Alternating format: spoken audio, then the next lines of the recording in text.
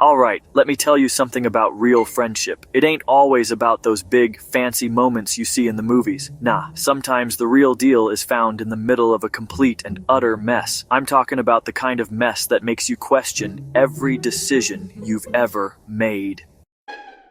For Leo and Jamal, their defining moment involved a 5-gallon bucket of extra chunky peanut butter, a brand new white sofa, and a squirrel with a serious attitude problem.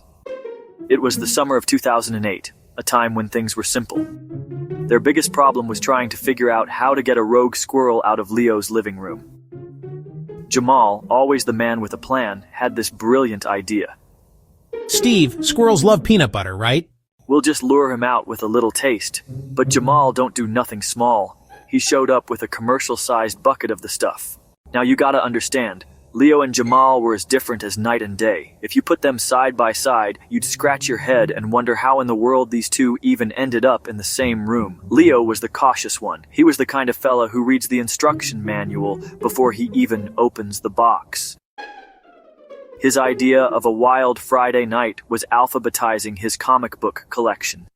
He was the brains, the strategist, the guy who always had a backup plan for the backup plan. Jamal, on the other hand, was pure, unfiltered energy. Why walk when you can run? He didn't just think outside the box. He set the box on fire and danced around it. He was all heart and impulse. If Leo was the steering wheel, Jamal was the gas pedal, floored and ready to go.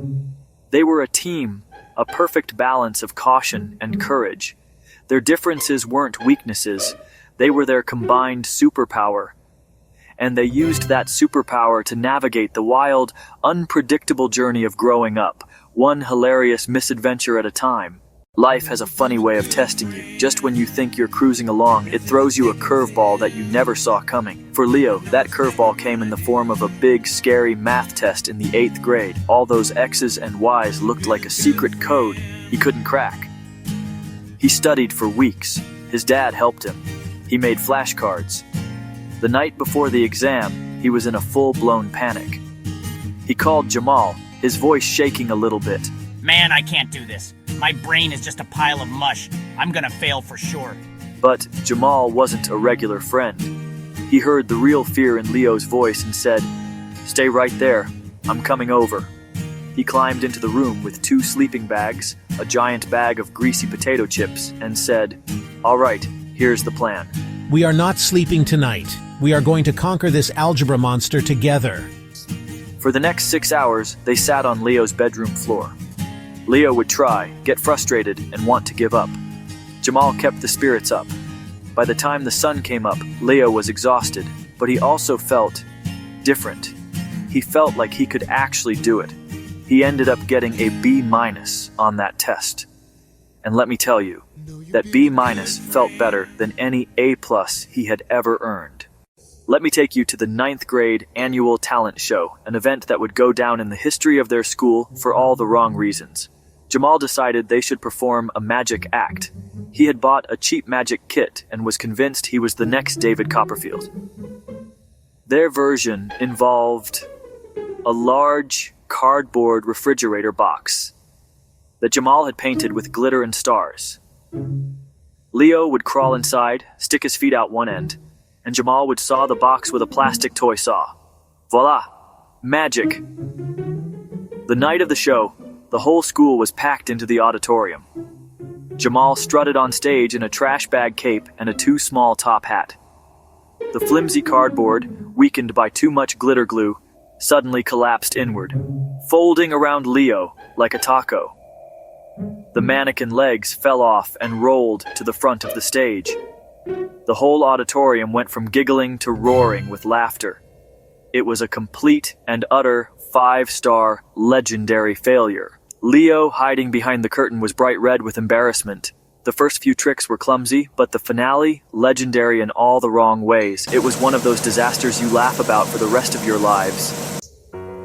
Now, after that talent show disaster, you might think Leo would never want to be on a stage again. You'd be wrong. Deep down, underneath all that caution and planning, Leo had a dream. He wanted to be a comedian.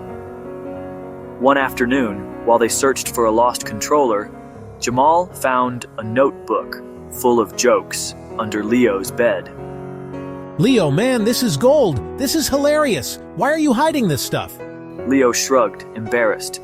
He told Jamal about his fear, nightmares about the collapsed cardboard box, and the whole school laughing. Jamal didn't just say, "You can do it." He signed Leo up for a 5-minute slot at a low-pressure open mic at a little coffee shop. I'll be your official cheerleader and snack provider. When he told Leo, Leo almost had a heart attack. "Are you crazy, Jamal?" I can't do that, I'll freeze! Remember that algebra test? You thought you couldn't do it, but you did. Remember the peanut butter sofa? We cleaned it up together. I'll be in the front row, and I'll be laughing the loudest, I promise. He believed in Leo even when Leo didn't believe in himself. Sometimes, that's all you need. The night of the open mic was a huge test, not just for Leo, but for their friendship. Leo was backstage, sweating through his shirt, pacing like a caged animal. The host called Leo's name. For a second, he didn't move. He was completely frozen. Jamal couldn't go up there for him, but he caught Leo's eye and did something completely ridiculous. He crossed his eyes, puffed his cheeks, and pretended to be a giant blowfish. It was so stupid it shocked Leo out of his panic. He walked onto that tiny stage, his hands shaking as he gripped the microphone stand. The first joke came out as a quiet squeak. A couple of people shifted in their seats. He was bombing. He scanned the crowd, and then he looked at Jamal. You know, my best friend is an idiot.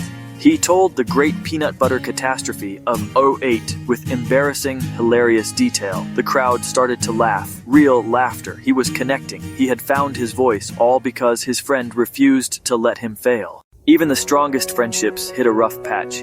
It ain't always sunshine and laughter. Sometimes you mess up. It started small, a stupid argument over which college was better. But stress made it bigger, and words were said that cut deep. For a whole week, they didn't speak. For Leo and Jamal, that was like a lifetime. Leo's organized world felt empty without Jamal. Jamal's wild adventures felt pointless without Leo. Finally, Leo couldn't take it anymore. He realized being right felt awful if it meant losing his best friend. He walked over to Jamal's house, heart pounding harder than that open mic night. I was wrong, I'm sorry. Me too. They didn't need to say anything else. They chose friendship over being right. Forgiveness is a bridge back to each other. Pride is a lonely business. One of the most important parts of a true friendship is being there for the celebrations. And I'm not just talking about the big stuff, like graduations and weddings, but the small victories matter just as much. When Leo finally got his license after failing twice, Jamal decorated his car and wrote "Official Road Warrior" in shoe polish. When Jamal built a go-kart that ran for more than 30 seconds, Leo acted as official announcer. Leo kept doing stand-up from coffee shops to small clubs. Most nights, he performed for a handful, but Jamal was always in the audience, Leo's one-man fan club. When Jamal started Odd Jobs Inc., Leo built his website and organized his bookkeeping. They celebrated every small step together. They were each other's biggest cheerleaders. They celebrated wins big and small, and their friendship deepened into something unshakable. So what's the moral of the story here? What can we learn from a peanut butter catastrophe or a collapsed cardboard box? A true friend is one of the greatest gifts you can get. It's a blessing. They jump right into the mess with you, then help you laugh about it. They believe in your dreams even before you do, and they push you to chase them. Showing up with sleeping bags. Showing up with potato chips. Showing up when your friend is drowning in algebra.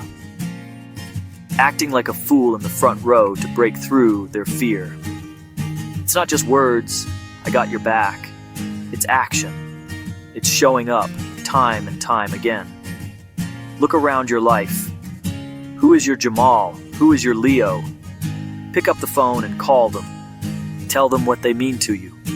When all the lights are off and the crowd is gone, that one person who is always and will always have your back is everything. Now that's the real deal.